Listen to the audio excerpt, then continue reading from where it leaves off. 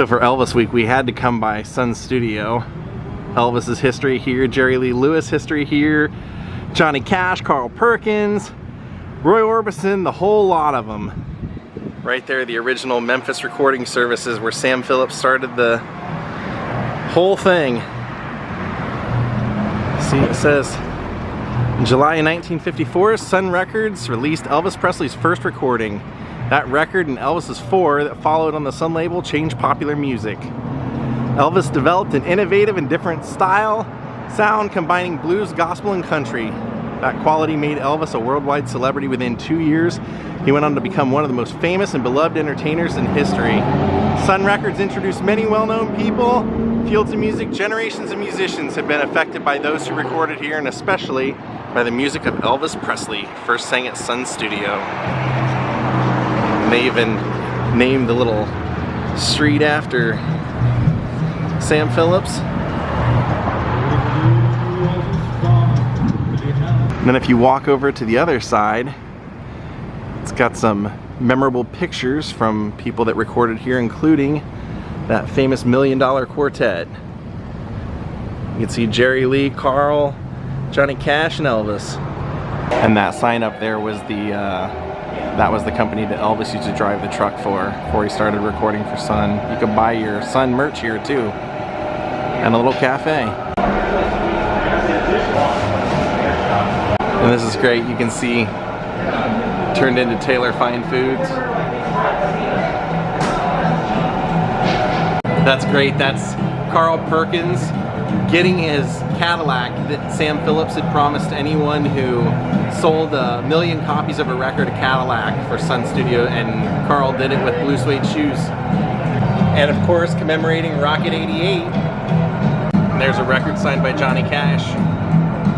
The other reason I didn't want to show the whole tour is because it's you're not allowed to film upstairs, so I had to do that all from photos and narrate it, so we already did that once.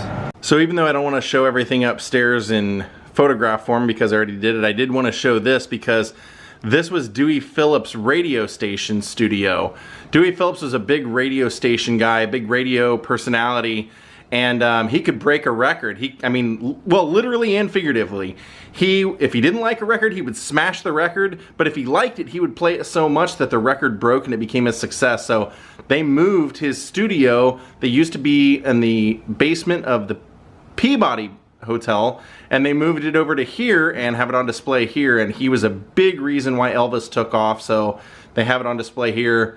And then you'll notice over here they have that famous leather-bound guitar of Elvis's that we've seen in so many photographs, and including the statue here in town. Alright, we are entering Sun Studios.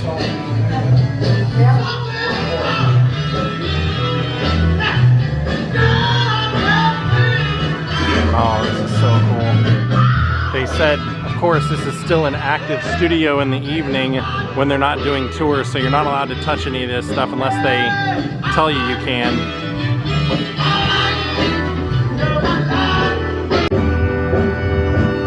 Will do. Who we were just listening to just now, that is Mr. Don Bryant, a High Records recording artist that just recorded that song and many more live in this room about 3.5 years ago for the PBS Sun session. So yes, we are still in active studio at night. He's in his 70s singing like that. Well, ladies and gentlemen, welcome to 706 Union Avenue, better known as the Memphis Recording Service, best known as the legendary Sun Studio. The music that ended up coming out of this small little room would go on to change the face of popular music as we know it, and that is a fact. We are truly standing on very sacred and hallowed ground, and I am very honored to be in this room with you all today. Now, the room that we walked in to get into the studio, that was Marian Keisker's office. She would have greeted every single soul that would have came through the building back then. Right behind me here, that is Sam Phillips' control room. That's where he cut and engineered every session from 1950 to 1959. Sam said he was always looking for perfect imperfection. And that leaves the track floor, which we are standing in right here. This is the room where all those musicians came in, played their hearts out, lived out their dreams for the world to hear. I cannot stress how special this place truly is, so welcome all of you. Now to continue our story from upstairs, Elvis had just cut a few songs with Marian. Marian sends Elvis on his way with a copy of those recordings, and she saves a copy to play for Sam from whenever Sam gets back from wherever he was, because Marian thinks that she is hearing something very special. And when Sam Phillips finally hears Elvis Presley for the very first time, he is 100% totally and absolutely not into it at all. He cannot stand it. Now keep in mind, Elvis had just come in here and cut a pop ballad, something that Sam's been trying to get very far away from ever since his days working at the radio station. This is going to take Elvis about a year of coming into this building, paying his dues, getting on Sam's last nerve, until he's actually invited back for his very first real recording session. Now at this point, Sam had just gotten in a few songs from Nashville, and now he did need a band to record these songs. So he decides to hire Scotty Moore on the electric guitar and also Bill Black on the upright bass, and they're pictured right above the glass on the left and right of Elvis. Well now, Sam does need a frontman, so Marion suggested to Sam again, well, what about the cute kid with the sideburns, Elvis Presley? And Sam is finally worn down enough, like, all right, Marion, call him up, get him down, just get this over and done with. So before Marion can probably have got the phone with Elvis, he is through that front door because he knows he only has one shot and impressing the man behind the glass, Mr. Phillips. Now, as Sam is setting up for this particular recording session, he has got Scotty Moore with his electric guitar set up right here on this X on the floor right over here.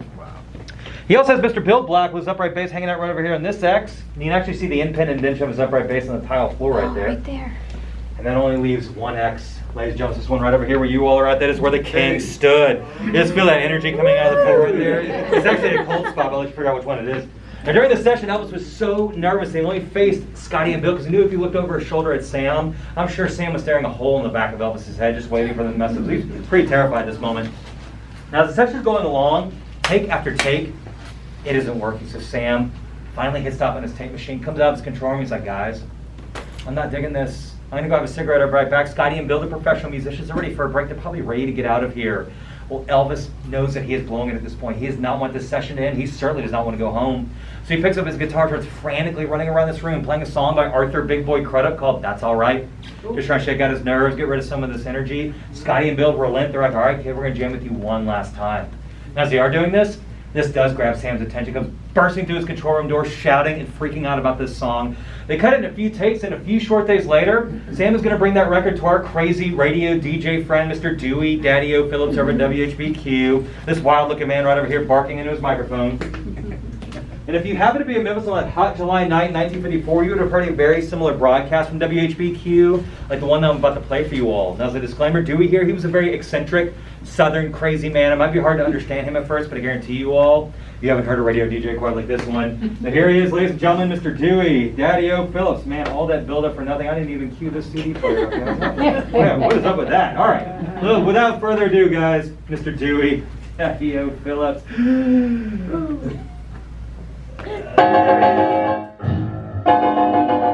Oh, yes, sir, good people, so Phillips, let's bring the hottest cotton picking thing that cuts a red hot blue coming through WHBQ and Hotel Tisco on the magazine floor. Ain't that right, Daze?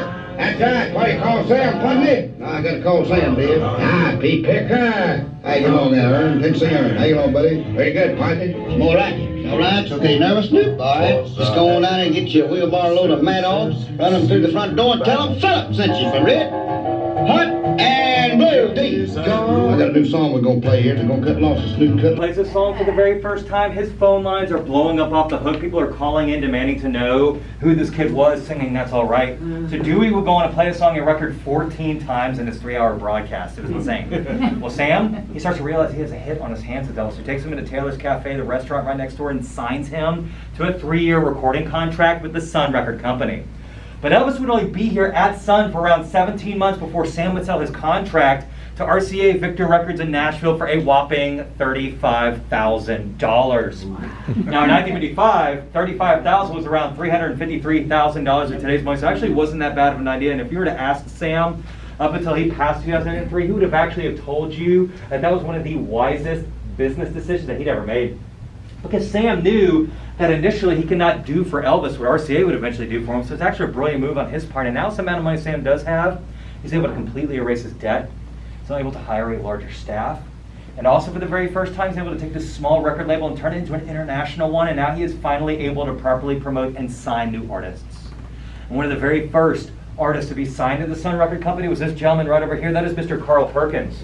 Now Carl will go on to record the first million-selling hit for the label with a song called Blue Suede Shoes. It would go on to become the very first crossover smash hit on 3 different radio charts. It's also written around 3 a.m. on the back of a potato sack. Here he is, guys. For the money. But he was so bad at his job, guys. And one of the only things he ever managed to sell in his very short career was a television to Marianne Keisker, her front desk. But then, trust me, you want to be a good appliance salesman, you know the dashing looks and the voice of the man in black himself. Ladies and gentlemen, Mr. Johnny Cash. Yeah. Cry, Cry, Cry, Get Rhythm, Folsom Prison Blues, and a song that's released in May of 1956 called I Walk the Line.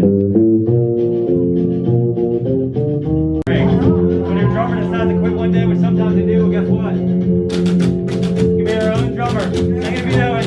I keep a close watch on this heart of mine. Thank you, guys. That's not necessary, but I do appreciate that. Thank you so much. Hey, guys, Sam, we're going to record many artists after this. Just like Mr. Roy Orbison back here, brooding in his famous shades. Right below Roy, that is Miss Barbara Pittman, the very first female artist to be released on the Sun label. Over here in the right-hand corner, my man, the Silver Fox himself, Mr. Charlie Rich. And also, the photograph above the piano right over here, probably the most famous photograph in rock and roll history, the $1 Million Quartet sessions that were secretly recorded here December 4th, 1956. And here's a clip from that day with the boys hanging around the piano singing Elvis's song, Don't Be Cruel. He tried so hard until he got much better, boy. Much better than that record of mine. Oh, no, wait now. This is where he was real slender. He got up there and he said, "Hand a little slow with me."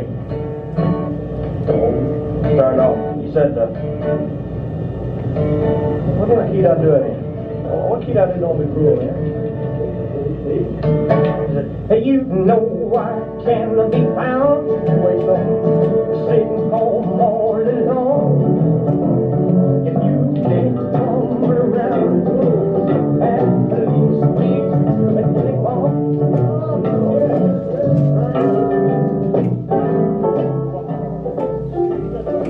Killer himself, Mr. Jerry Lee Lewis. Now, Jerry, he is from Faraday, Louisiana. He is literally the last man standing. He's 85 years old, still playing to this day. And he can still play just like he did back then, just released a new record not too long ago. Now, Jerry was going to record the two biggest selling hits for the label with two songs. One was called A Whole Lot of Shaking Going On, and of course the #1 song was Goodness Gracious, Great Balls of Fire. Released in October of 1957, within a week of the song being out, it sold over 1 million copies. Here he is. You shake my nerves and you rattle my brain. And Sam's lease is about to be up here at 706 Union Avenue, but it's all in good time. The bands are getting larger, more musical equipment, the recording technology is changing. So Sam decides to pack up shop and purchases a building behind us on Madison Avenue and opens up the Sam Phillips recording service, which is still an active studio today, ran by his son, Jerry Phillips.